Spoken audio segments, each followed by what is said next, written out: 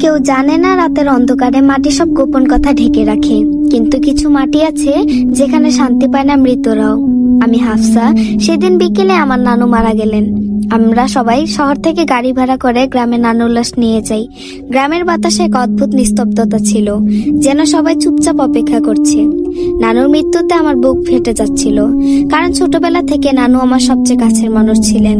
দাফনের সময় গ্রামের মসজিদে জনসমাগম হয়েছিল, সবাই কান্নায় ভেঙে পড়েছিল। আমরা মাটি চাপা দিলাম, দোয়া পড়লাম আর ভেবেছিলাম এবার অন্তত নানু শান্তিতে থাকবেন। কিন্তু রাত নামার সাথে সাথে গ্রামের পরিবেশ অস্বাভাবিক হয়ে উঠল।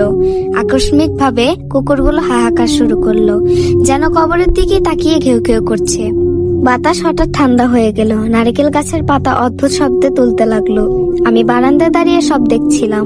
তখন আমি জানতাম না এই রাতটা আমাদের জীবনের সবচেয়ে ভয়ঙ্কর রাত হয়ে যাবে।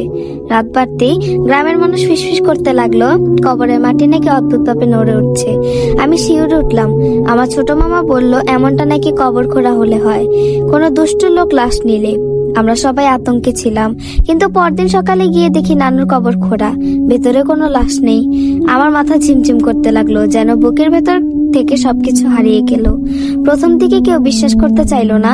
কেউ বলল হয়তো শিয়াল টেনে নিয়েছে, কেউ বলল গ্রামের কবরস্থানটা নাকি আগে থেকে অশরীরীদের দখলে। কিন্তু আমি জানতাম এটা কোনো সাধারণ ঘটনা নয়।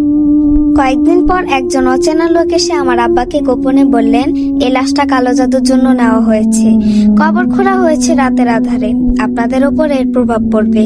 সেদিন থেকে আসল ভয়ঙ্কর কাহিনী শুরু হলো।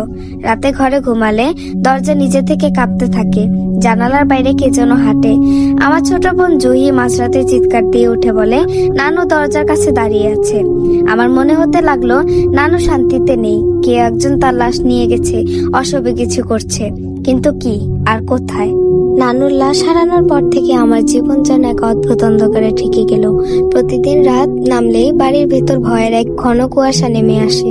প্রথমে আমরা ভেবেছিলাম হয়তো এটা আমাদের মানসিক ধাক্কা, কিন্তু না, ঘটনাগুলো এত স্পষ্ট ছিল যে অস্বীকার করার কোনো উপায় রইল না। প্রথমে অশুভ ঘটনা। সেদিন রাত প্রায় 1টা হবে। হঠাৎ ঘরের বাতি নিভে গেল। অন্ধকারে আমি, মা আর ছোট বোন জুহি একসাথে বিছানায় বসেছিলাম। হঠাৎ জানালার বাইরে কে যেন কাঁদছিল। হাফসা, দরজা খোলো, খুব ঠান্ডা লাগছে।